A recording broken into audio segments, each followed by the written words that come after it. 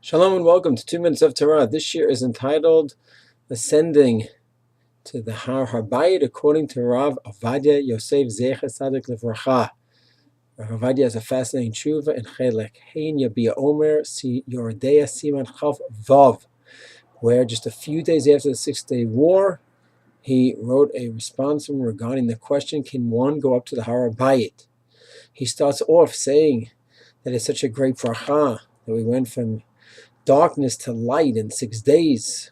We're in such a risk, the country going under, chas v'shalom, and Hashem brought us back with the help, obviously, with Tzahal and all the wonderful people involved in the war. And within just a few days, we went from darkness to light, and we also had the Kotel and Har HaBayit back again.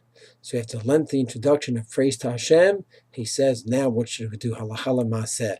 He brings in the discussion between the Rambam and the Ravid, whether there is still Kedusha, sanctity on the Temple Mount, that area today. And he says that the popular opinion certainly is like the Rambam, that there is still Kedusha, and therefore one cannot go up to the Migdash area.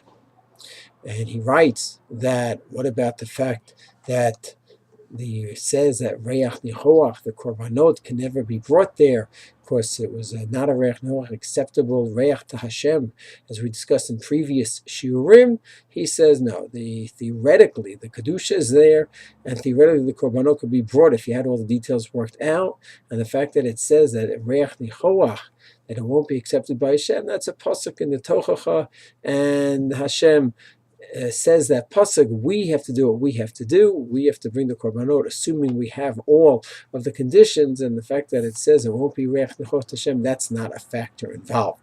But what about the fact that it says that the Shekhinah left during the Chorban, the first temple? He writes, it's not a simple thing that there is Shekhinah or there's not Shekhinah. It's not a black and white phenomenon. Of course, it's not a physical phenomenon. We don't speak about Hashem that way.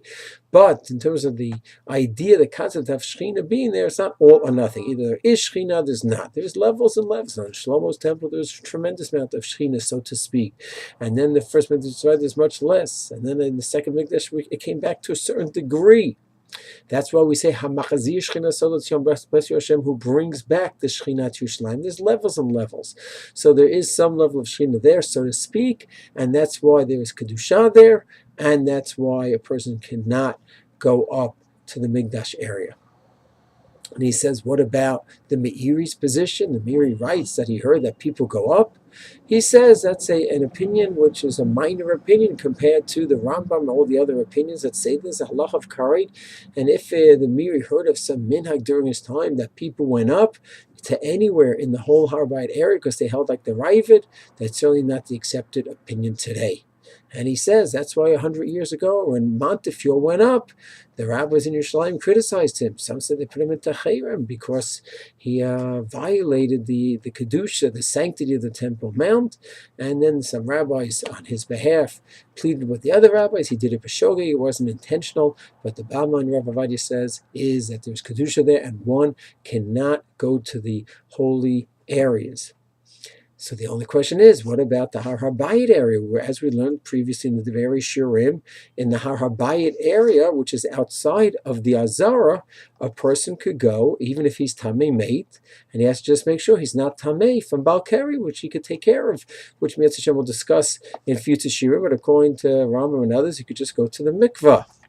So the Rav Ovadya says, regarding that point, it's not so simple. He says that it's true the Radvaz says that the dome of the rock is the rock of the Evan HaShetiyah, of the Kodesh Kodashim. The Radvaz was comfortable with that assessment, and then from there we can measure everything and know where the permissible areas are, where a Tamei Mate could go. Rav Ovadya says not everyone accepts that opinion, and therefore we don't know exactly where everything is today, and we don't know each Aman, the Temple Mount, is it from the Kodesh, is it the Azara, is it Har HaBayit? We don't know, and therefore Rav Ovadya says that is a strong reason why we cannot go up to any area in the Temple Mount today.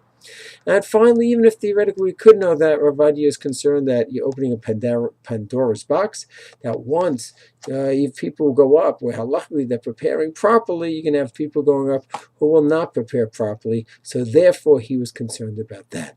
So in sum, Rav Ovadya concludes there is Kedusha there, and therefore all the restrictions that we had thousands of years ago, we have today as well. In terms of going to the permissible areas where Tamei Mate could go, Rav Ovadya says two issues involved. One, we don't know the Mitzid exactly where everything is.